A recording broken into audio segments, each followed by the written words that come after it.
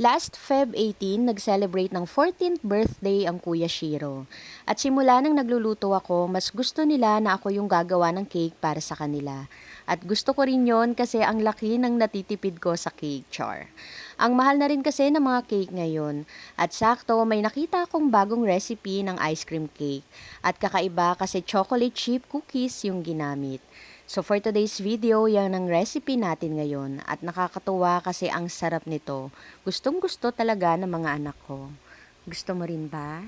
Tara, luto tayo. Sa recipe na ito ay kakailanganin natin ng chocolate chip cookies, creme densada, all-purpose cream, milk, at chocolate na pantoppings. Yung milk na ginamit ko dito ay yung powdered milk na tinimpla ko lang sa water, pero pwede rin po kayong gumamit dito ng evaporated milk or fresh milk. 1/2 cup lang yan, then dito natin ididip yung mga chocolate chip cookies bago natin ilagay sa gusto nating paglagyan. Yung ginagamit ko pala dito na glass baking plate, ang size po niyan is 2,600 ml. At nabili ko po yan online, so kung bet nyo rin, ilalagay ko na lang yung link sa comment section kung saan ko po ito binili. At para naman sa ating cream mixture, gumamit ako dito ng creme densada at all-purpose cream. Pero pwede po kayong gumamit dito ng condensed milk at all-purpose cream na combination.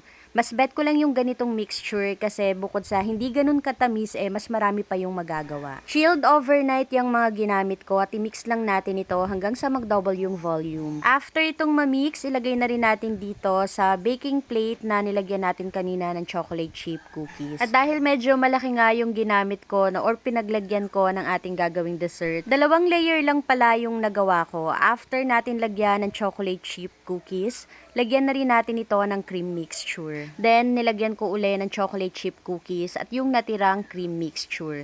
Sa ibabaw, nasa sa inyo na po yan kung ano yung gusto ninyong gawin na pan-toppings or pang-design. Ako, nag-chop lang dito ng mga chocolates na meron pa dito sa bahay namin at yun yung nilagay ko. May mga nadurog din pala na chocolate chip cookies. So, ang ginawa ko, nilagay ko na lang dito sa mga gilid. After niya, nilagay lang natin ito sa freezer overnight bago natin iserve. At kinabukasan nga, ready to serve ng ating masarap na ice cream cake.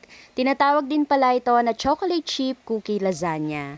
So kung katulad ko rin kayo na vegetarian mom, try nyo yung ganitong klaseng cake para sa ating mga anak.